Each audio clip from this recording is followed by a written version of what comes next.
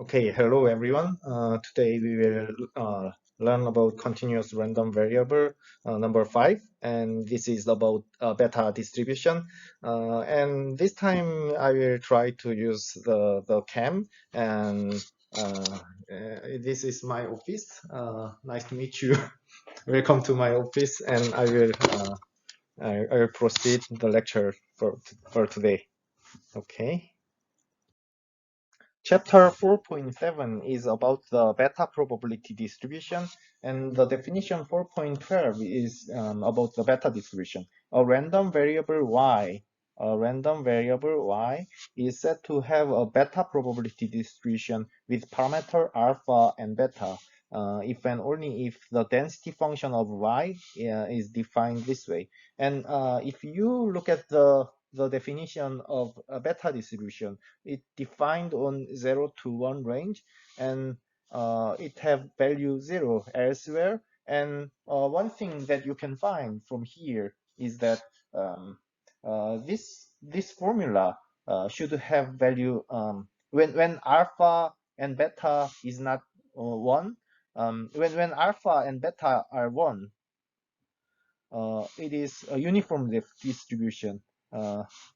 When alpha and beta are 1, it is uniform distribution. And if it's not the case, then this one, when y equals 0 or beta y equals 1, they intersect with 0, and they have certain shape inside of this range. Okay, and what else? This denominator part, b alpha beta, is just normalizing constant. Like uh, we want to we want this integration of this, the area of this part equals 1. We want to have that, so we divide the denominator part like this way.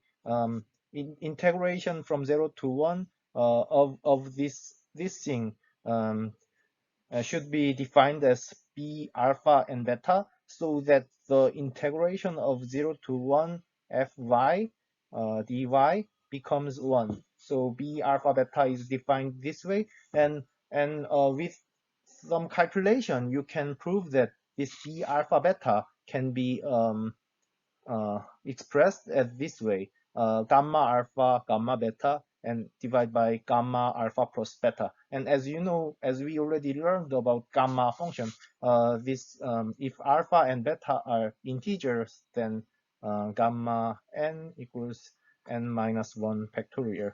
If n is if alpha or beta are integers.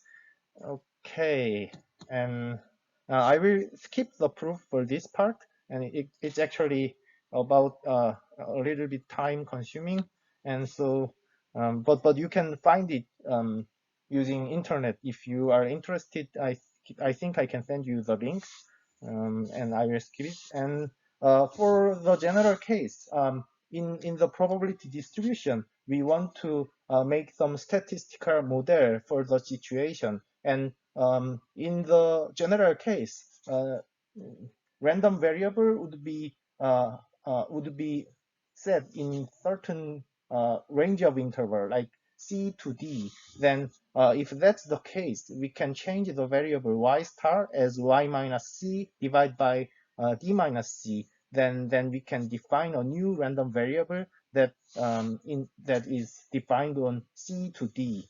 Okay, so this is for the general case. And when the random variable y is following beta distribution with parameter alpha and beta, we describe it this way. Okay, and here's the shape of beta distribution for some cases.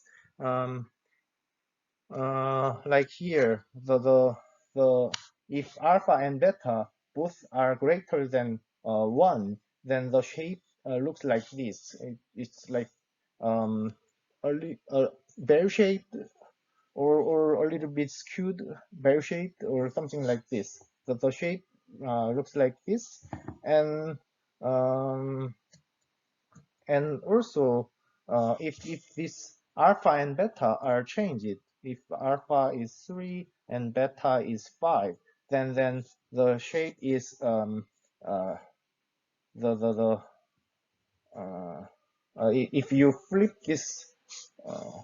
this curve to y equals 0.5, then you can get the distribution with this flip number. Okay, and as you can see that by using beta distribution, you can model the probability density for a random variable inside of certain range. And to calculate the probability in R, you can use p beta function, or you can use q beta function. It's similar to gamma function, so you can check by yourself. Next, we want to know about the mean and variance of the beta distribution. So the theorem 4.11, if y is a beta distributed random variable with parameter alpha and beta, then the mu, expected value of y, is alpha over alpha plus beta, and the sigma square, the variance of y, is alpha beta divided by alpha plus beta squared times alpha plus beta plus 1. Okay, we will prove this one first. Expected value of y.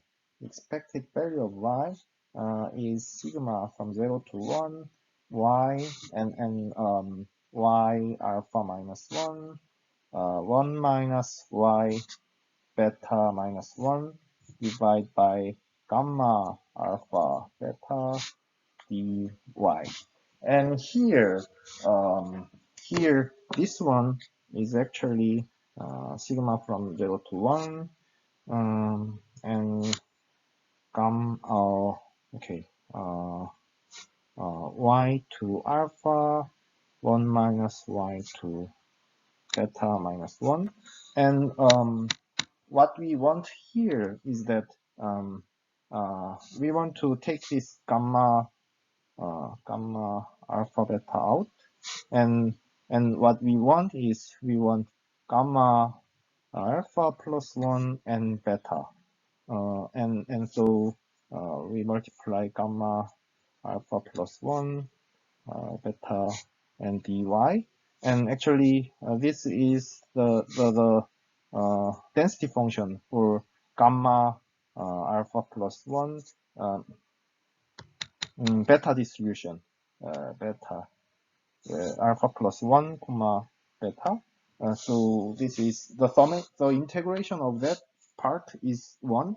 So what we have now is gamma alpha comma beta over gamma alpha plus 1 comma beta, and this part from 0 to 1, gamma alpha plus 1 beta, y to alpha 1 minus y to beta minus 1 dy.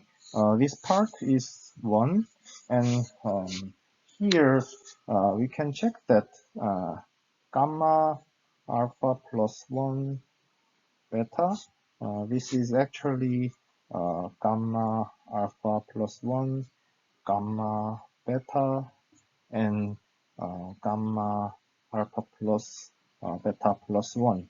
And actually here, the gamma alpha is alpha times gamma alpha, gamma beta, and the denominator is alpha plus beta, gamma alpha plus beta. And here, this one is actually gamma alpha beta. So this one is alpha over alpha plus beta. The numerator is gamma alpha beta, gamma alpha beta. Okay, so this part is gamma alpha beta. So and this can be cancelled, and so this is alpha over alpha plus beta. Okay, this is proof for the expectation part, and as you may guess, you can calculate ey square with the similar trick, and you can derive variance part probably by yourself. So I will leave it to you, or admit this one, and I will move on. Okay. Okay, let's move on to example 4.11. A gasoline wholesale distributor. The gasoline wholesale distributor has bulk storage tank that hold fixed supplies and are filled every Monday. Okay, we have bulk storage tank and they are filled on every Monday. Of interest to the wholesaler is the proportion of this supply that is sold during the week. So we are interested in the proportion of the supply that is sold, and over many weeks of observation, the distributor found that this proportion could be modeled by a beta distribution. Okay, this proportion could be modeled by a beta distribution with alpha equals 4 and beta equals 2. Okay, and find the probability that the wholesaler will sell at least 90% of her stock in a given week. Okay, so the proportion y can be modeled as a beta distribution with alpha equals 4 and beta equals 2. Okay, and what we are interested in is that the probability that the wholesaler will sell at least 90%, at least 90%. So the distribution, if we follows beta distribution, it is from 0 to 1, and beta 4, 2, it may be something like this. And we are interested in the probability that wholesaler will sell at least 90%. At least 90%. So we want to integrate this area, which is probability of y is greater than 0.9, and so let's calculate it. The probability of y is greater than 0.9 is that integration from 0.9 to 1, and for beta distribution, it is gamma 4, comma 2, and the numerator part is y to third, and 1 minus y to 1, and dy. And here, gamma 4, 2 is gamma 4. Gamma 4 is 3 factorial, and gamma 2 is 1 factorial, and gamma 6 is 5 factorial. And so this is 1 over 20. Okay, and since 1 over 20 is in here, it is 20 times from 0 0.9 to 1, and y third minus y fourth dy, and actually this is 20 times 1 over 4 y fourth minus 1 over 5th y fifth, and 0.9 to 1. And so this one is 20 times, when we put 1 here, 1 over 4 minus 1 over 5 minus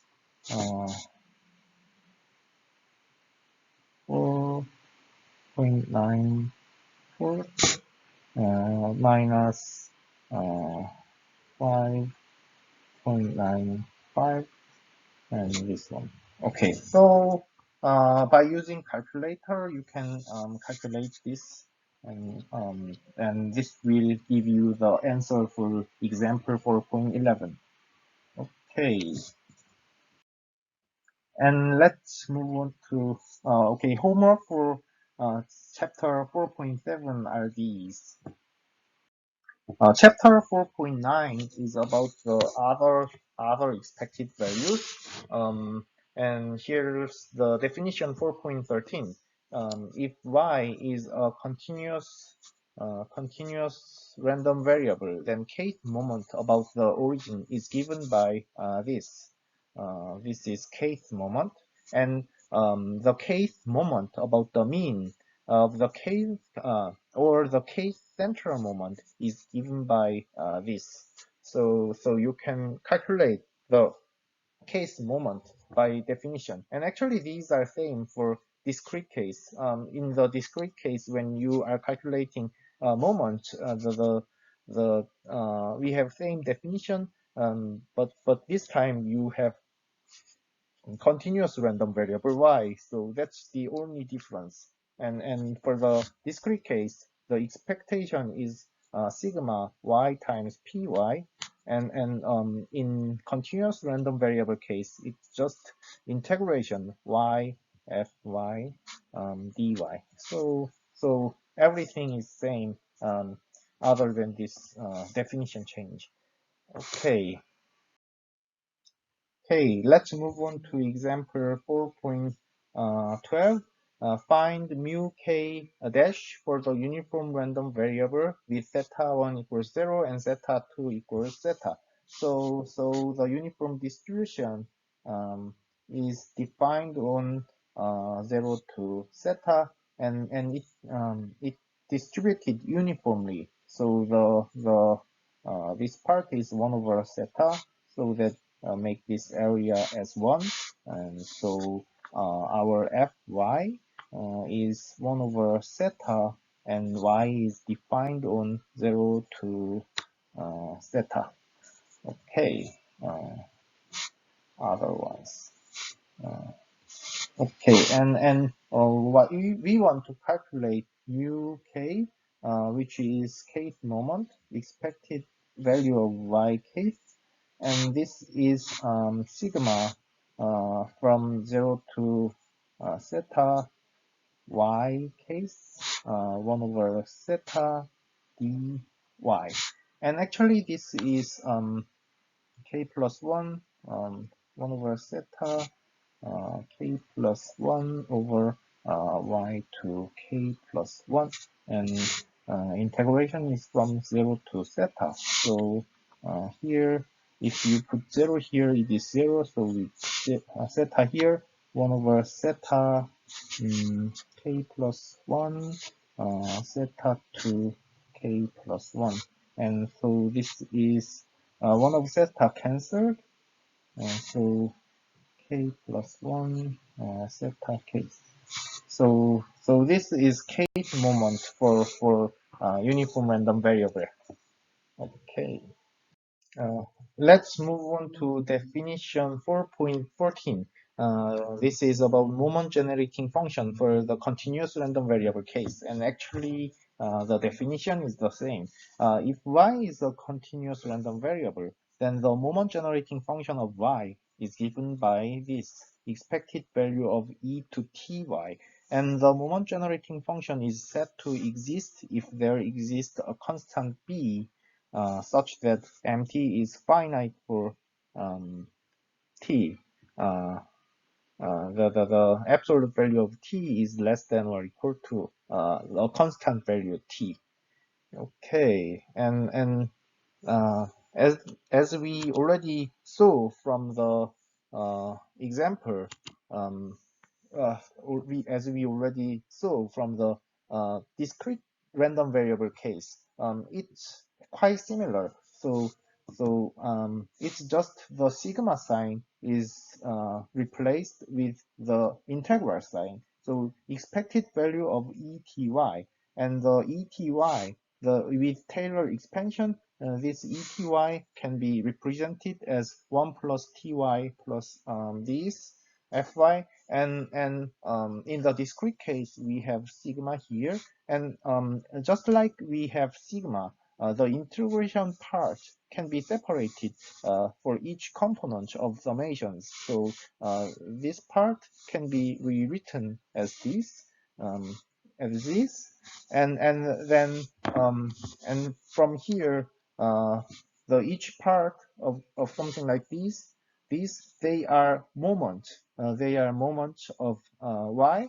Uh, so it can be represented as 1 plus t mu 1 dash plus t squared divided by 2 factorial times second moment of y, and so on. And if we have this, then what we can find, actually this is same, like if you differentiate the moment generating function with t, and then put t equals 0, then you will get the kth moment. So this is the how moment generating function works. You can check it by yourself. You can put k equals 1 if you differentiate it one time. If you differentiate it one time with respect to t, then only this one comes mu 1 dash and plus t times something else. And since you are putting t equals 0, this part goes out, and you only have mu 1 dash. And if you differentiate it two times, then these parts go out, this part go out, and only you have you only have this part. And if you differentiate it two times, then you will have 2 factorial, and 2 factorial cancel, and you will have mu 2 dash plus mu 2 dash plus t times something else, and you will going to put t equals 0 here. This part goes away, and you will have mu 2 dash, which is second moment of y, variable y. Okay, so this is how moment generating function works, and let's move on.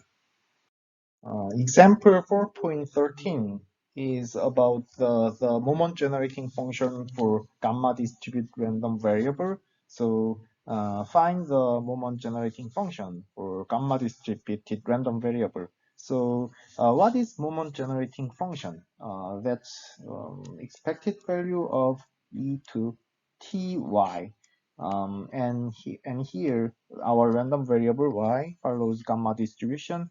So density function is specified here. So by definition, expected value of e to ty is it is defined on 0 to infinity, and e to ty, and the density is beta to alpha, gamma alpha, y to alpha minus 1, e2 minus y over beta, Okay, dy. And from here, we can find that e and y are here. So let's combine them together. Beta to alpha, gamma alpha, y to alpha minus 1, and here e2 minus 1 over beta minus t y. And what we want is we want this 1 over beta minus t. This part, we want this part becomes 1 over beta square, so that we can express this part. We can express this part as e2 minus y over beta star. So to do that, this part is beta 1 minus beta t, and so beta star is 1 minus beta t and beta. Okay, so if we put beta star like this, then we are going to have this one here. So what we want is that we want this becomes beta alpha beta star uh, alpha, and inside of the sigma now it becomes here beta star alpha and gamma alpha y to alpha minus 1, and for this part e to minus y divided by beta star and d y. And now the random variable y that this would follow gamma distribution with alpha and beta star, and so the this part the integration of this part becomes 1. And so let's just worry about this part, and this part is uh, beta to alpha, and beta star to alpha is we have 1 minus beta t to alpha, beta to alpha, and beta to alpha cancelled, and the result is 1 over 1 minus beta t to alpha. And actually there's one more restriction that in the gamma distribution, if this should be gamma distribution, we need to have both alpha is greater than 0 and beta star is greater than 0.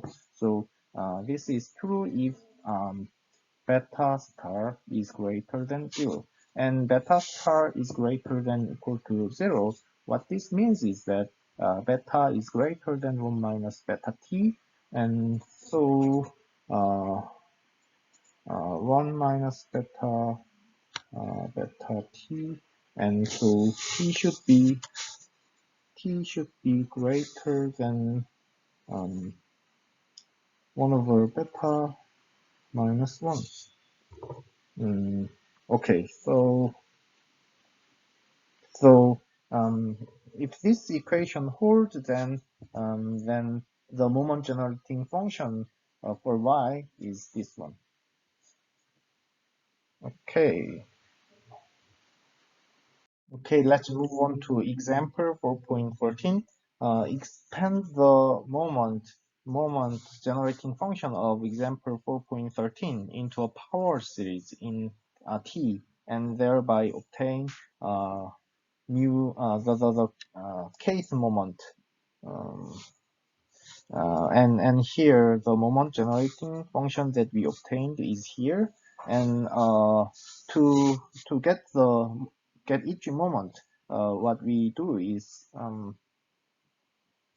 we get the derivative of this case derivative dk, and put t equals 0, then we will get mu the case moment, expected value of y to case. Okay, so we will use this one, this definition. Okay, let k equals 1, then what we will get for mt, mt is that we are differentiating this with respect to t, so it is minus alpha times 1 minus beta t, and the derivation of this with respect to t is oh, and here minus alpha minus 1. Okay, so this one becomes alpha beta times 1 minus beta t minus alpha minus 1, and at t is equals 0, then this one this part is 0, 1 to some 1 to that's 1, so this one becomes alpha beta. And what about m2 dash t? What about you differentiate it 2 times with t? We differentiate this one with respect to t, then it will be alpha beta times minus alpha minus 1 times minus beta, and 1 minus beta t minus alpha minus 2. Okay, then from here, we at t equals 0, this one becomes alpha plus 1 and beta squared. Okay, what about m3 m3t m3t? We differentiate this is actually alpha plus 1 beta squared 1 minus beta t minus alpha minus 2. So we differentiate it with respect to t. So it is alpha plus 1 beta squared and minus alpha minus 2, and we will have minus beta and 1 minus beta t minus alpha minus 3. Okay, and if we put t equals 0, then we will get alpha plus 1 and alpha plus 2 and beta third.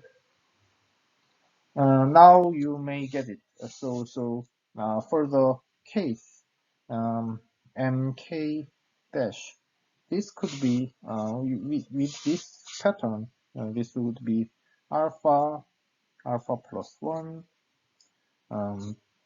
dot dot dot alpha plus k minus 1 and beta 2 case. This would be the case moment. And okay.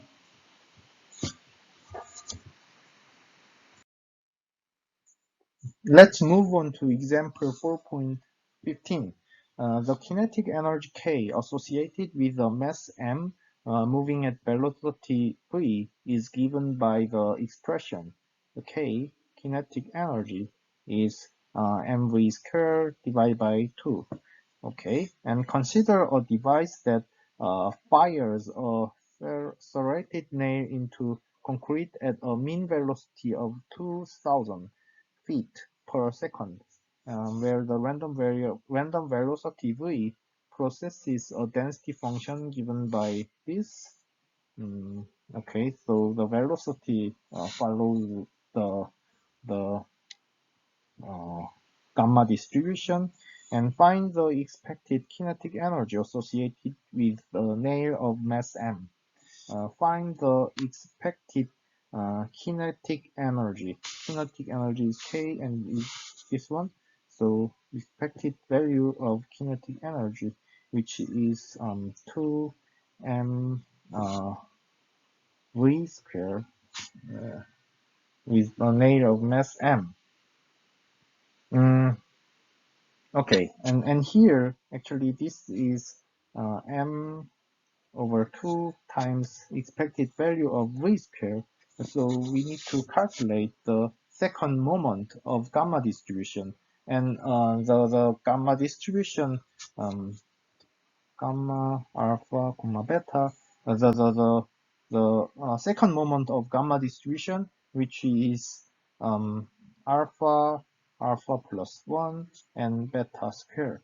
So so from here, the beta is 500 and alpha is 4. Okay, so this one is m over 2 times expected value of v squared. This is second moment of gamma distribution, which is 4 times 5 times 500 squared. Okay, so this would be the expected kinetic energy associated with a nail of mass m. Okay, let's move on to theorem 4.12. let y be a random variable with density function fy and gy be a function of y, then the moment generating function of gy is this thing. And actually, this is very similar to the expected value of function of y. And actually, this is again a random variable, and actually function of y. It is actually very natural. And what we already showed that expected value of function of y is sigma function of y. Let's say this gy, and fy dy. We already showed this from the previous theorem, and so this one, the gy part is becomes this one. So and this is actually the function of random variable. So this theorem is actually natural uh, from what we already showed. Okay.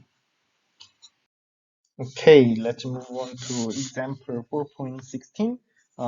From here, our gy is y minus mu, and where y is normally distributed random variable with mean mu and sigma variance sigma square. So y is normally distribution with mean mu and variance sigma square, and we want to find moment generating function for gy. Gy and our gy is y minus mu. Okay, and moment generating function by definition, it is e expected value of e to minus ty e to t gy. Okay, and this is actually from minus infinity to infinity. The density function for normal is e to tgy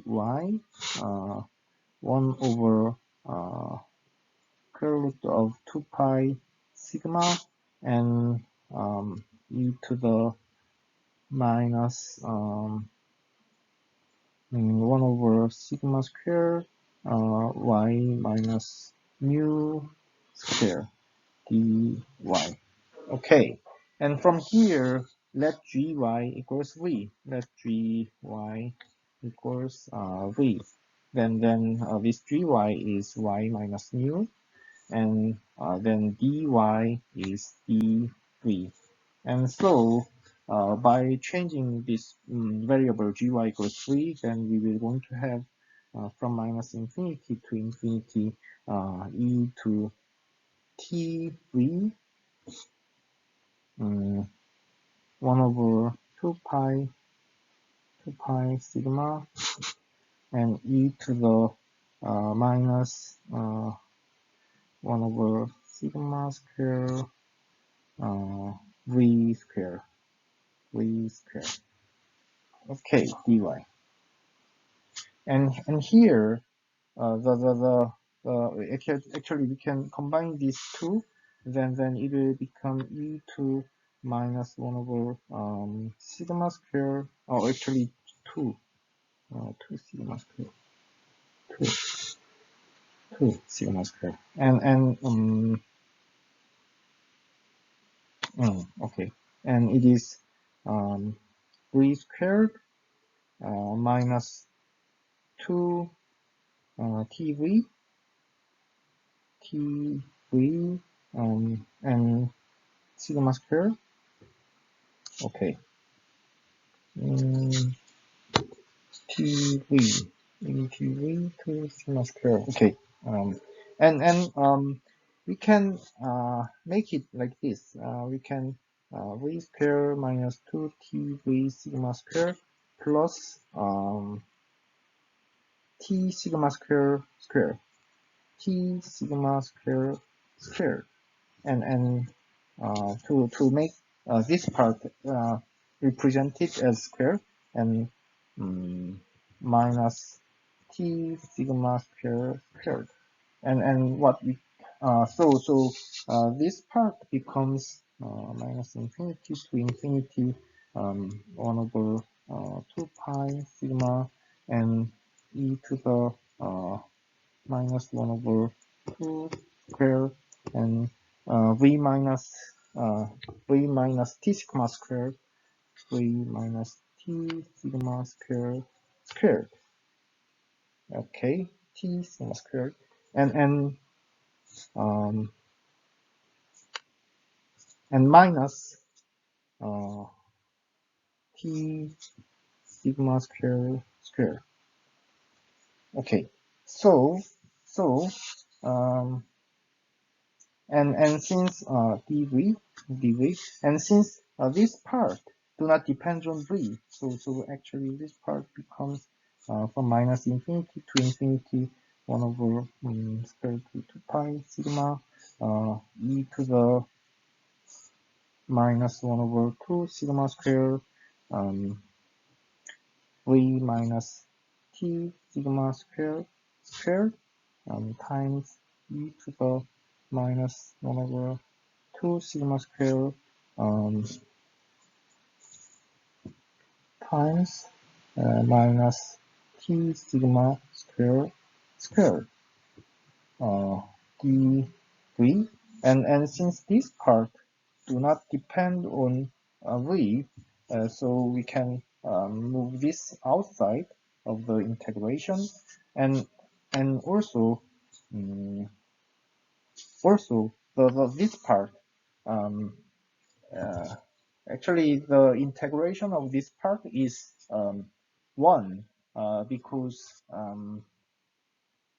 if we put v minus t sigma square as new variable w, then this variable w is normal random variable and integrating it from minus infinity to infinity, this density, if, uh, if we describe it as w and then dw is dv, then this part, actually this becomes minus infinity to infinity 1 over square root of 2 pi sigma and e to the minus 1 over 2 sigma squared w squared dw and this is 1, so so I need more space, but this one becomes e to the t square sigma square t square sigma square over 2. Okay, so this one is the moment generating function for gy. Okay, and here are homework problems for chapter 4.9. Thank you. See you next week.